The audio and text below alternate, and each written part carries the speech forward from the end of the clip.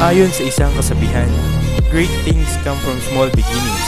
Ang tagumpay ng isang tao ay hindi makakamtan kung ito'y puro pangarap lamang.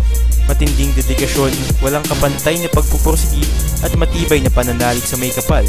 Ito ang tamang formula upang maabot ang tugatog ng tagumpay.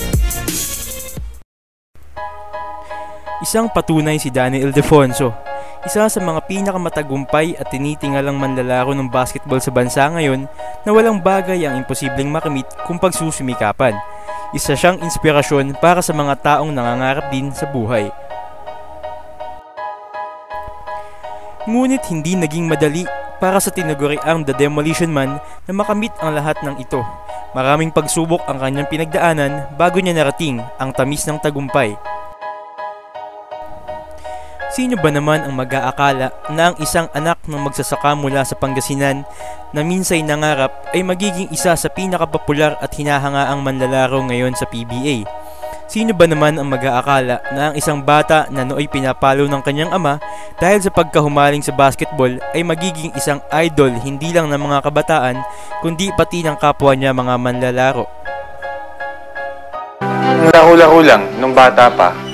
Basta laro-laro lang. Wala akong ginawa kahit na pinapagalitan ka ng mga magulang mo. Kahit na doon alam mo na doon ka na napapalo. Dahil may alam sila na may gusto pa silang ipagawa sa'yo. Mas importante kaysa sa paglalaro ng basketball. Pero wala pa rin. Hindi ko pinapakinggan yun. Talagang basketball talaga. Laro pa rin ang laro.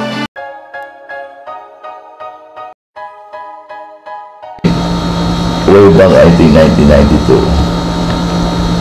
Sumasali kami sa Liga ng Chinese League sa Tiga. So, minsan, may mga open yan. Sinama siya ng Chinese player ko na nakilala siya from La Union. Nag-alala ko siya. Mabait naman. Mabait na bata, walang problema. Tsaka, very humble. Galing sa mahirap. Sanay sa hirap. Nung dinala sa akin, mabalik siya ba sa bahay, natutulog yan.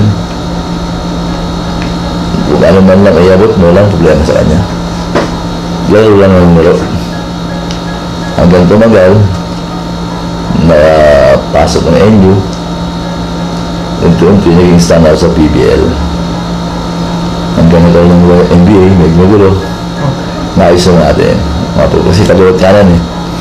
Yung I think Pangasinan, Mr. Arbos, nagagulo-gulo doon, luckily, naayos ko man na walang hassle.